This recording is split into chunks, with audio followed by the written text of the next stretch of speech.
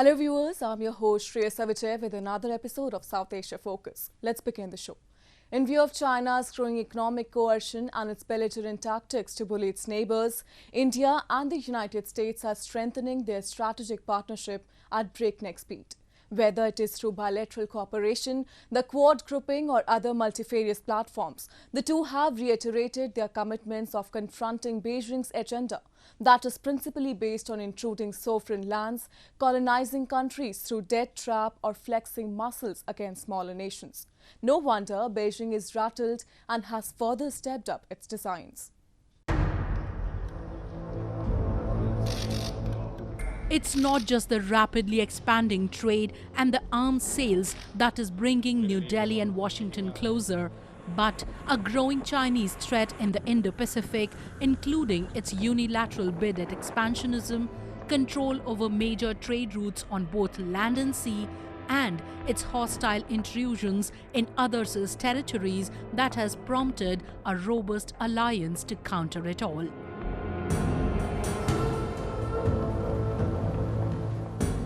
This alliance of the oldest and the largest democracies, India and the US, is committed to containing China's unprincipled and, in some cases, outrightly illegal claims.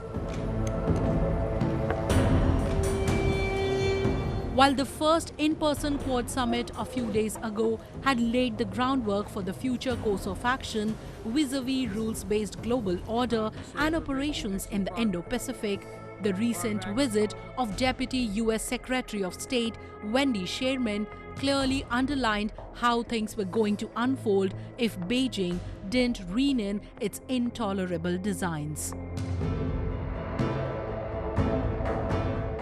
We will challenge China where we must, where it undermines our interests, the interests of our partners and allies, or threatens the rules-based international order.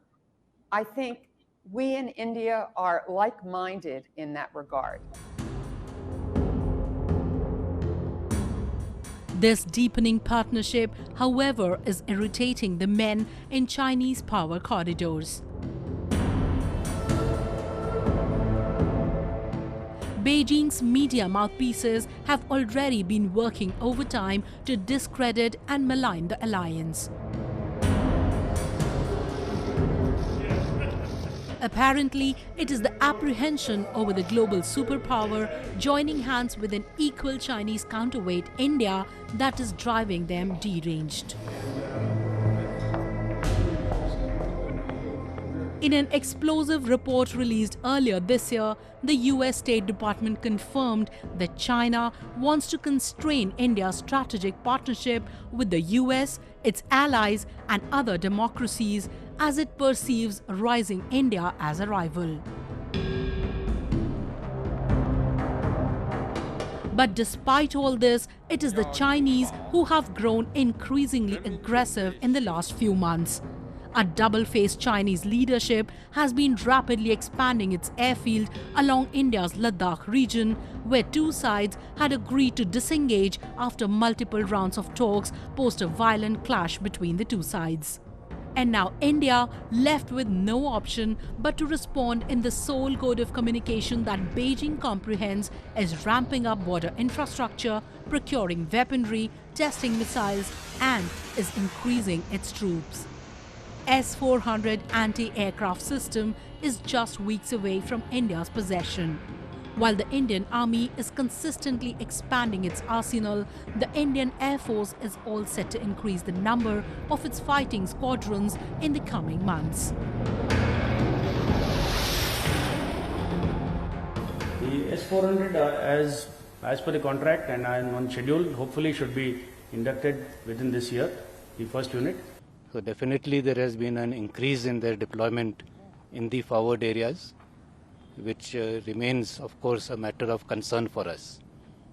But we are regularly monitoring all their movements, and based on whatever inputs we get, we are also carrying out matching developments both in infrastructure as well in terms of the troops that are needed to counter any threat.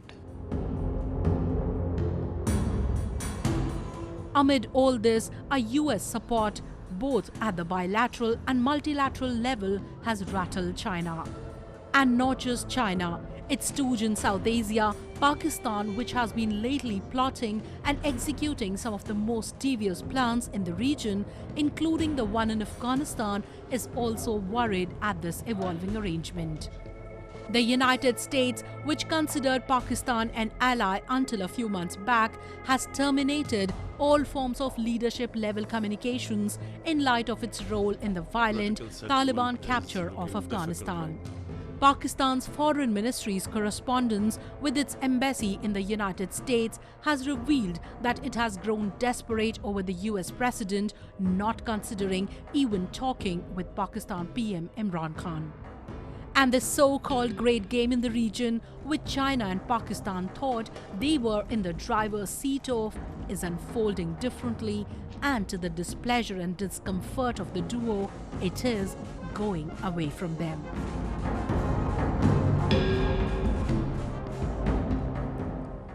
Moving on, if one phrase could appropriately summarize the current Afghanistan situation, it would be out of cauldron into the fire. The humanitarian crisis that anyway prevailed before the Taliban assumed control of the country has gone further downhill. It's chaos and cries all around. Widespread unemployment, unprecedented displacement, and brutal human rights violations at gunpoint are today's normal in Afghanistan. The Taliban, who promised a civil, democratic administration, has clamped down on freedom of speech with severe high-handedness. Have a look at all of it in this report.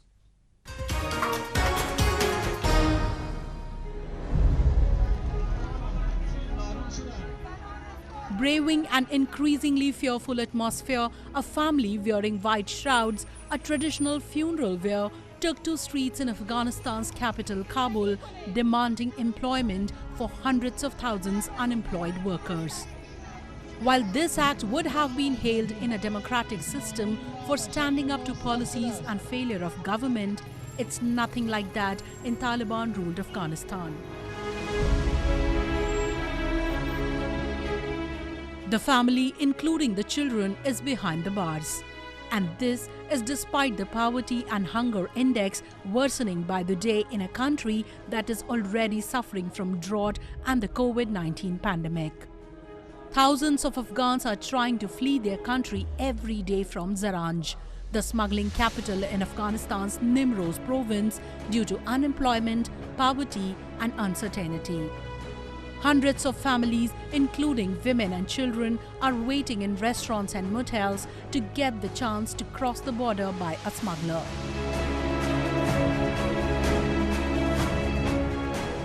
از بیکاری از همه چی به خاطر ایران روان است دیگه با 10 نفر از این مرز همیشه مجبوریت میکنم پس میخوام برم به ایران دیگه از اونی که طالبان اومدن نه کاری است نه جدباری است اصلا دولتی معلوم نیست که چی رقم دولتی است که باید دولت حکومتداری کنن اما چیزی هم که از جیب مردم است اون هم میکشه برای خود میگیرن مردم گشنه و زار ضعیف مانده. $500,000 Afghans have been displaced in Afghanistan in recent months. The number will grow several times if the health services, schools and the economy, which are on the verge of collapse, break down entirely. According to the United Nations, nearly half the population of more than 18 million people in Afghanistan require aid assistance to survive, while conflict and insecurity have displaced more than 3.5 million, with nearly 700,000 people uprooted this year alone. And while the unemployment has dipped to a historic low, the limited ones who have their businesses running are barely making their ends meet. سابق کار بسیار خوب بود، کارا پیش میرفت، بیادر مال بار میکرد، هر رقم مال که میبود خلاص میشه دیگر پیسه 5 تومن خشک میبرم. شما فکر کنید دینار ما بار کردیم از کلی کراچی 2000 افغانی رو ما سودا نکردیم. تا 2000 افغانی بیادر 400 500 زیر ما خرج خانه بودیم فعلا صبحی نماز خواندیم کیلوی 90 افغانی ما گاز پر کردیم.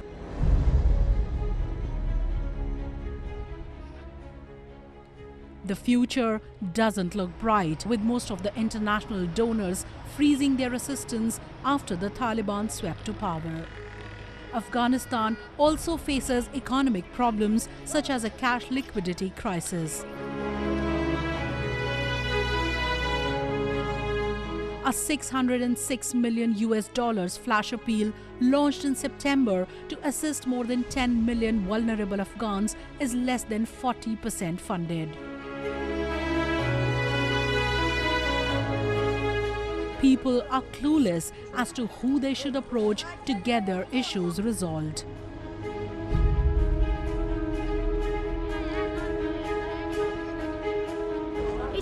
عدالت است چه قسم مسلمانی است چه رقم پشت غریب قربان میگردن ما کجا گفت مرد کرایی بیاریم ما بگیم مرد داریم ما کنه 4-5 فامیل هستیم کل ما بی سرپرست هستیم.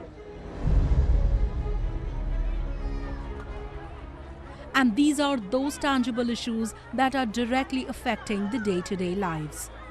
Rest of them, including a dwindling women workforce, strict imposition of Sharia, and a wide-ranging curb on fundamental rights, including the freedom of speech, have not even gathered enough traction owing to the crisis of food and shelter. The UN Human Rights Council has agreed to appoint a special rapporteur on Afghanistan to probe alleged violations and to maintain a spotlight on the country, especially on the rights of women and ethnic minorities living under Taliban rule. Critics call it a symbolic measure. And with hundreds of thousands of them already living under abject poverty in hostile conditions, the fears of the worst humanitarian crisis exploding out of the situation could come haunting quicker than the experts predict, exactly like the Taliban's swift Kabul capture in a matter of days.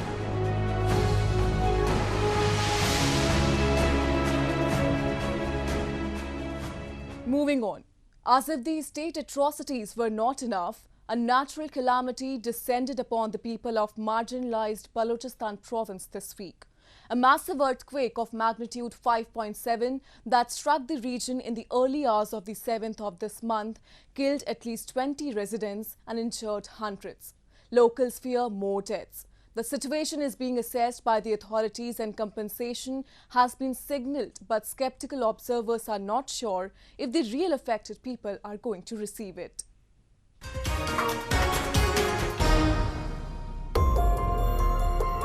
Villagers in Harnai village of Koita district of Balochistan cleared debris as an earthquake of 5.7 magnitude took a massive toll on lives and infrastructure of the region. The quake, which struck when many victims were asleep, killed 20 people, most of them women and children, and injured about 300. Locals, while recounting the horrors, call it the unprecedented crisis they had ever witnessed in their lives. It was all cries and chaos all around, they said. ज़लज़ले का झटका जब आया हम सारे घरों से निकले तो हर तरफ चीख पुकार और खौफ हरास का माहौल था और लाइट भी चली गई थी, मुकम्मल अंधेरा था, बिजली भी चली गई थी। तो माले वाले एक दूसरे की मदद के लिए इधर उधर भाग दौड़ कर रहे थे, कुछ ऊपर गए वहाँ और घरों की तरफ, हम इस तरफ आए। As per the US Geological Survey, the earthquake struck at a shallow depth of about 20 kilometers with its epicenter 102 kilometers east of provincial capital Koita. More than 100 mud houses collapsed and many buildings were damaged. Television images showed buildings with gaping cracks, caved-in roofs and crumpled walls. Some media accounts say over 300 houses have turned to rubble. Islamabad has ordered an assessment of the damages and offered condolences to families, but immediate emergency assistance to the affected is yet to reach. Monetary compensation has yet not been announced. The people have now become homeless and are forced to keep their belongings outside as the calamity left the houses shattered. अब वो इतना खौफ रहा से अब रात है तकरीबन हमने सब ने सारे माले ने बल्कि पूरे ये शहर ने बाहर रात गुजारनी है। इस कंडीशन में घर और मकान कमरे नहीं है कि हम अंदर रात को रह ले अपने कमरों के अंदर या बरामदों में, सारे डैमेज हो गए। Pakistan sits on top of colliding tectonic plates and earthquakes are common. A quake of 7.7 magnitude that hit Quetta in 1935 killed between 30,000 and 60,000 and destroying much of the city. And now when everything has been destroyed for hundreds of them, it remains to be seen if an alacrity is shown by the administration to assist or relocate the affected. If observers are to be believed, the people in Balochistan who are anyway considered second-class citizens are unlikely to receive the assistance they would require after losing it all. And now in our section of Asia this week, the stories from across the continent that hit the headlines this week.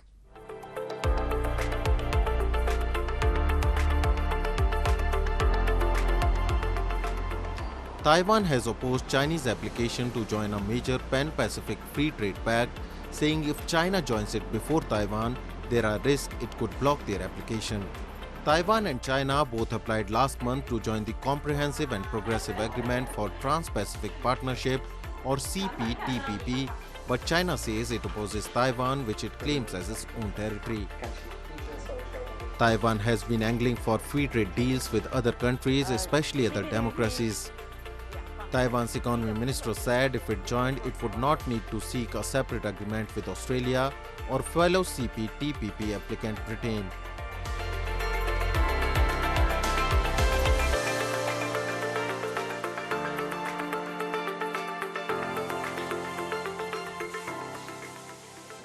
Kikkoman, a Japanese soy sauce, is a universal seasoning. The naturally brewed soy sauce is not only used for Japanese cuisine, but is cherished in many countries around the world. Founded in 1917, Kikkoman Corporation is based in Noda city of Japan's Chiba prefecture. It produces soy sauce and other food seasoning to make the delicacies around the world more appetizing. The original form of soy sauce was introduced from China in 1200s. And like other things introduced from China, soy sauce was modified to fit Japanese food culture after 400 years since the original soy sauce was introduced. About the same time, our founding family started soy sauce manufacturing. Mogi, Takanashi, and Horikiri family had a great role in terms of development of the soy sauce industry in the region. During the Second World War, the soy sauce industry faced decline. However, Kikkoman preserved its original method of producing soy sauce. Kikkoman's century-old method of making soy sauce enriches world's food culture.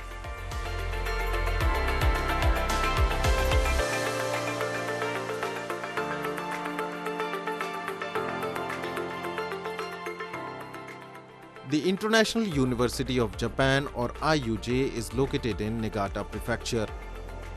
It's a global university where every student speaks English as a common language, and foreign students can study Japanese based on their requirement. International University of Japan welcomed new students on October 1.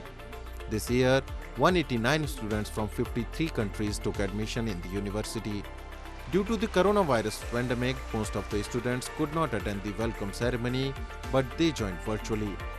Aeon 1% Club scholarship is based on the principle that the major Aeon Group companies donate 1% of their pre-tax profits to contribute to the society and global tie.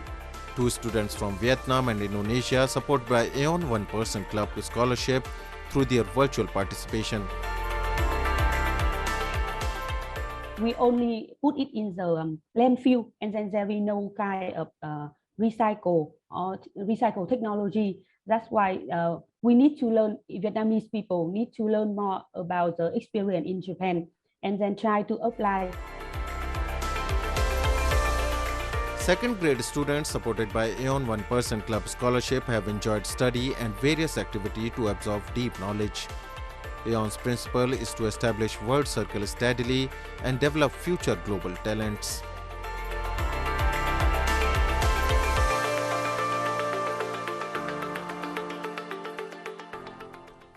India's colourful culture is at its best during the 10 days long Navratri and Ramlila celebrations held across the country.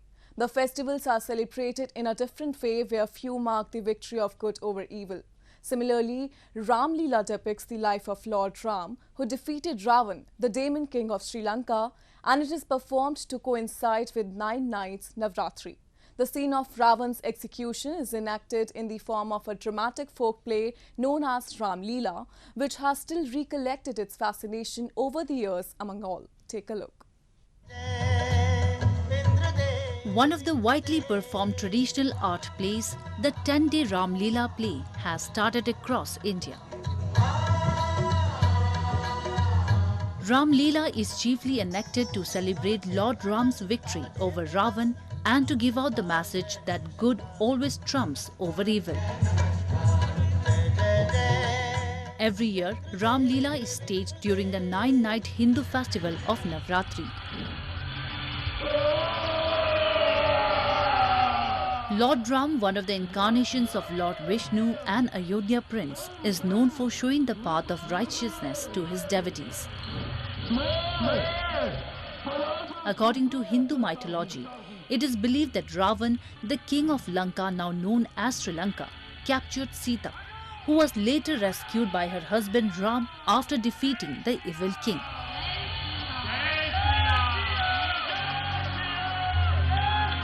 एक साल का gap अवश्य आया है, लेकिन उस एक साल में हमने पूरी तैयारियां की हैं कि हम जब भी आएँ भव्य तरीके से आएँ।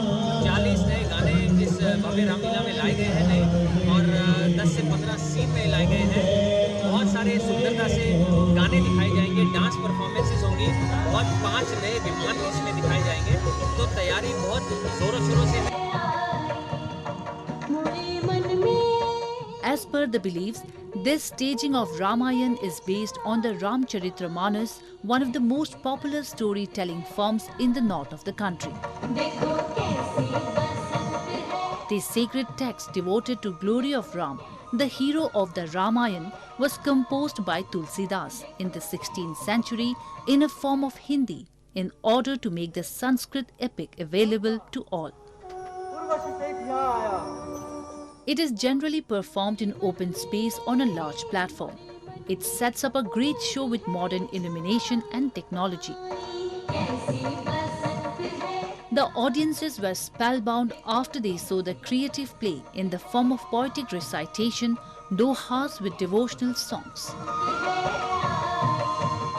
Last year, due to the COVID-19 pandemic, Ramlila was either cancelled or went online. However, this year, include placement of chairs with at least 5 feet distance, no entry into the premises without wearing a mask, and the ground will be sanitized after every performance.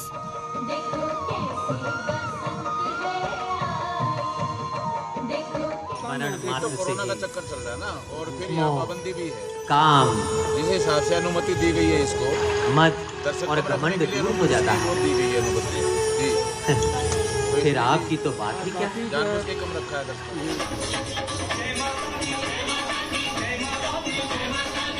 It is believed the festival of Navratri is a significant Hindu festival that is observed over 9 nights and 10 days, in which 9 forms of goddess Durga are worshipped.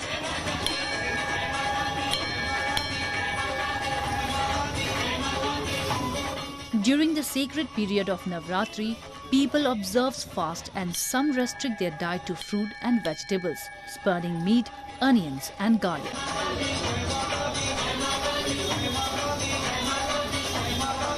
Navratri culminates on the 10th day, coinciding with Dussehra festival with the killing of demon king Ravan, signifying the victory of good over evil.